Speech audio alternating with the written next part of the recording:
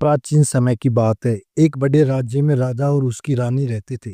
राजा अपनी रानी से बहुत ही प्रेम करता था, लेकिन उसका प्रेम अक्सर वासना में बदल जाता। दिन हो या रात, राजा बार बार रानी के पास जाने लगा।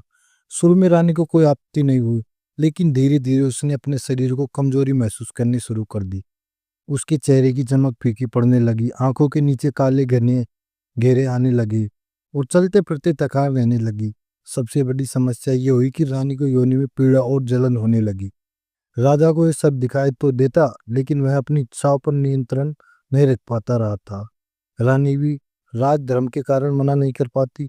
एक दिन राजवैद्य महल आया। उसने रानी की हालत देखी और कहा, महाराज, रानी का शरीर अधिक भोग सहने की शक्ति में नहीं है।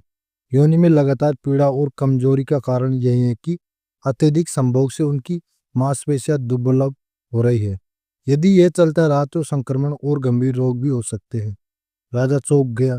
उसने पूछा, तो उपाय क्या है? वैद्य बोला, चाणक्य नीति कहती है, संयम सबसे बड़ी शक्ति है। सुख वही है जो सीमित मात्रा में लिया जाए।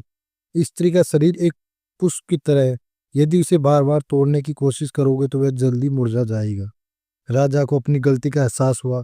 उसने रानी से क्षमा मांगी और वचन दिया कि आगे से वह संयम रखेगा। कुछ ही समय में रानी का स्वास्थ्य सुधरने लगा। उसके चेहरे पर फिर से चमक लौट आई और दोनों का संबंध और गहरा हो गया। अब उनका प्रेम सिर्फ शारीरिक तक सीमित नहीं रहा, बल्कि आत्मा से भी जुड़ गया। तो दोस्तों, हमें इस कहानी से ये सीख मिलती है कि अत्यधिक संभोग से योनि की मांसपेशियां ढीली और कमजोर हो सकती है।